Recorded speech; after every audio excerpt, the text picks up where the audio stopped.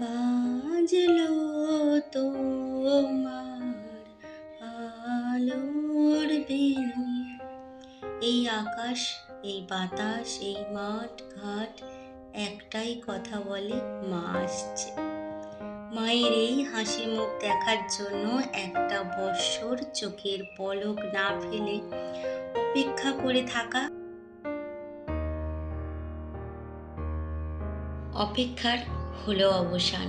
আর কয়েকদিন বাদেই মা পুজো মণ্ডপে চলে আসবে। আর আজকে আমরা চলো এখানে মায়ের অপরূপ মূর্তিগুলো দর্শন করি। আমি গিয়েছিলাম একটা জায়গায়, তো মায়ের এই মূর্তি দেখে আমার মন মুগ্ধ হয়ে গেল। মায়ের মুখ তোমাদেরকে দেখাবো বলে তাই ভিডিও করলাম। চলো বেশি কথা না বলে মায়ের মূর্তিগুলো আমরা দেখি।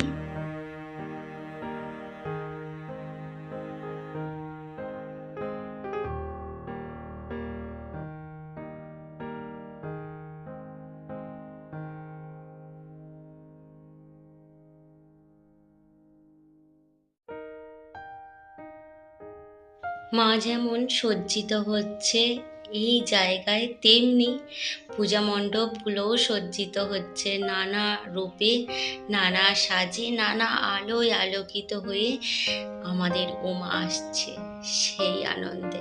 আর আমরা নিজেরাও তো অনেক সাজগোজ, অনেক আনন্দ নিয়ে বুক বেঁধে বসে আছি। ষষ্ঠীতে সন্তানের জন্য উপোস করা, সপ্তমীতে ঠাকুর দেখতে যাওয়া, অষ্টমীর পূজা, নবমীর পূজা, সন্ধির পূজা, কত কিছু আনন্দ, হাসি, মজা, ঠাট্টা, আরতি। এই মুহূর্তগুলোর জন্য প্রত্যেকটা মানুষ অপেক্ষা করে থাকে।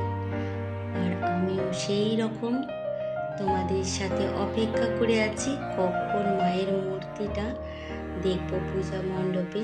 এখানে তো মা সজ্জিত হচ্ছেন, আর মূর্তিগুলো এত সুন্দর।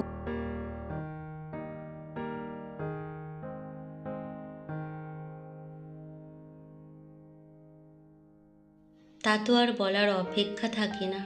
তবে বন্ধুরা, এই পুজো আপনাদের জীবনে নিয়ে আসুক অনেক সুখ, শান্তি, সমৃদ্ধি। আসলে আমাদের মায়ের কাছে চাহিদার কোনো শেষ নেই, তবুও মা যেটা ভালো বুঝবেন সেটা করবেন।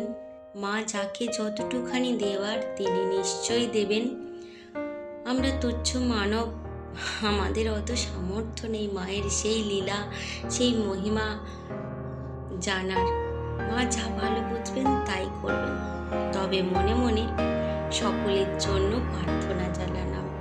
আমার সকল বন্ধুরা, আমার সকল পরিবার, এই ছোট্ট যে পরিবারটা আমার ইউটিউব, তারা যেন সকলে ভালো থাকে, সুস্থ থাকে। মা, এটা তুমি দেখো।